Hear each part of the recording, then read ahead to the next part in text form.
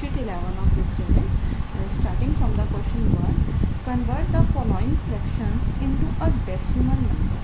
अभी तक देखो आपने डिवीजन के क्वेश्चन किए थे, आपने डेसिमल नंबर को होल नंबर से डिवाइड किया, डेसिमल नंबर को डेसिमल नंबर से डिवाइड किया, बट अब क्या कर रखा है, एक होल नंबर को ही होल नंबर से डिवाइड किया हुआ है, बट वो कंप्लीट डिवाइड नहीं हो रहा ऐसे ही जैसे हम पहले कर देते थे कि कंप्लीट डिवाइड हो जाता है। अब यहाँ पर वो कंप्लीट नहीं हो रहा, जैसे कि हम फर्स्ट पार्ट में देखें 3/4 बोलते हो, वैसे वो एक फ्रैक्शनल टर्म है, आप इसको बोलते हो कि ये 3/4 है, it is a fractional term, but हम इसको सेकंड वे में भी हम इसको बोल सकते हैं ना दैट 3 इज़ डिवाइडेड बाय 4, क्योंकि जो हमारा ये साइन होता है this is a sign of division, that means 3 divided by 4, मतलब 3 को डिवाइड करना है 4 से। अब 4 के टेबल में तो 3 नहीं आ रहा ना, मतलब ये पूरा नहीं कट हो रहा, डिवाइड नहीं हो रहा, तो हम इसको यहाँ पर जब हम डिवाइड करेंगे तो यहाँ पर वही डेसिमल के कंसेप्ट यूज होंगे जो हमने अभी तक किए हैं। So what we have to do, we have to divide the number 3/4। So 4 हमने बाहर रख दिया, 3 हमारा अंदर। अब आपको दिख रहा है कि 4 की टेबल में तो 3 आता ही नहीं है, नहीं जा सकता। जब ऐसा कुछ होता है तो हम क्या करते थे, एक डिजिट और ले लेते थे, बट यहाँ पर तो कोई डिजिट ही नहीं है लेने को। अगर ये नंबर स्मॉलर होता है that means we have to take the 2 digit together, तब हम डिवाइड करते थे, बट यहाँ पर कोई डिजिट ही नहीं है, इसके बाद ये अकेला है, तो मतलब इसके बाद हम कुछ डिजिट्स ऐसे लगा दें जिसको लगाने से कोई फ़र्क भी ना पड़े और हमारे यूज़ भी हो जाए।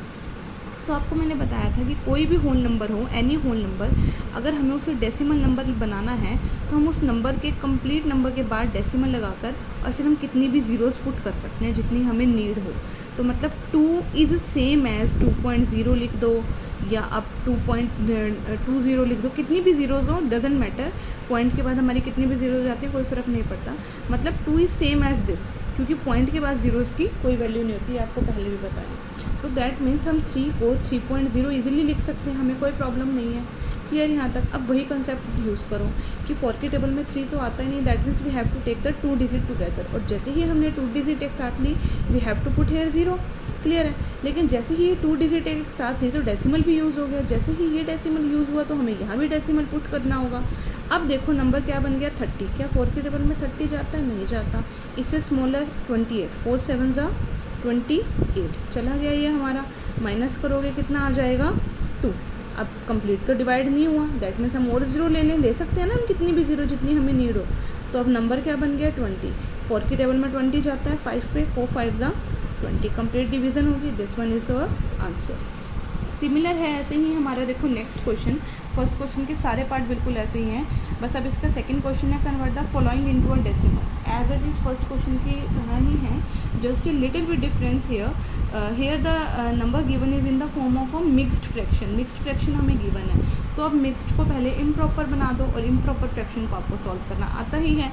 इट इज़ 1/2, दैट मीन्स 3/2 बन गया ना, that means we have to divide the number 3/2, तो करो डिवाइड। देखो 2 के टेबल में 3 नहीं आता, इससे स्मॉलर नंबर जो 2 के टेबल में जाता हो 2 1 जा 2, कर दो माइनस, कितना आया 1, बट अब ये कंप्लीट डिवाइड नहीं हुआ, मतलब हमें कुछ डिजिट्स चाहिए। सो अब क्या कर सकते हो, इसके बाद पॉइंट लगा के 0 ले सकते हो, ये 0 ले ली। जैसे ही अब आपने ये 0 यूज़ करी तो डेसिमल डिजिट यूज़ हो गई ना, तो दैट मीन्स यहाँ भी डेसिमल लगाना पड़ेगा। अब ये 2 के टेबल में कितने पे जा रहे हैं 5 पे, 2 5 जा 10, हो गया complete divide. So using these rules you have to complete this worksheet in your fair notebook. Thank you.